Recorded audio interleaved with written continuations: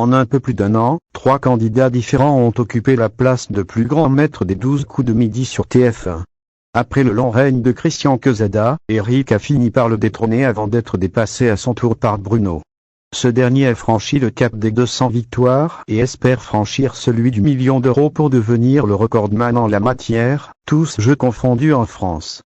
Mais d'autres participants ont marqué les esprits. Toute l'Athle vous donne de leurs nouvelles. Xavier, 10e, 76 victoires, 2013, s'il n'est plus qu'à une unité de quitter le top 10 alors qu'il avait démissionné du jeu, invaincu, pour raisons professionnelles. Xavier continue d'impressionner lorsqu'il affronte les autres maîtres de midi à l'occasion des tournois. Marié en juillet 2020, l'ingénieur EFD a remporté à 4 reprises les 12 coups de Noël et à 5 reprises la compétition solitaire rebaptisée le combat des maîtres. Un palmarès bien fourni.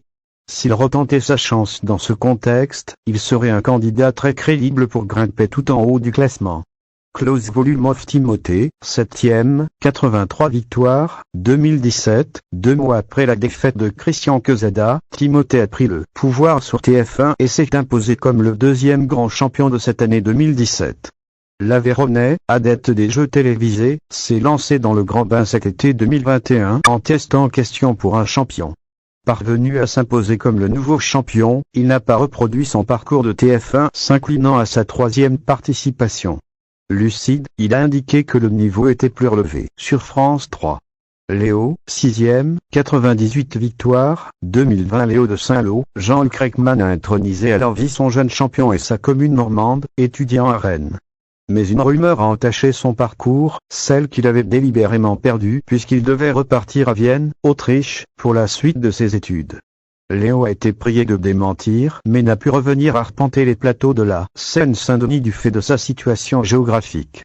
Véronique, 5e, 100 victoires, 2018, la plus grande candidate féminine du jeu et de loin. Lucia, 2e, pointe à 27 victoires derrière, s'est fait très discrète après son passage et ses 100 victoires. Elle a refusé de revenir chez Jean-Luc Reichmann pour mieux s'occuper de son époux, atteint d'une grave maladie et décédé au printemps dernier.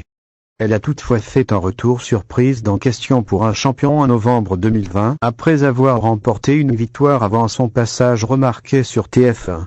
Depuis, elle a retrouvé Jean-Luc Reichmann lors du combat des maîtres sans parvenir à se qualifier pour la finale du samedi.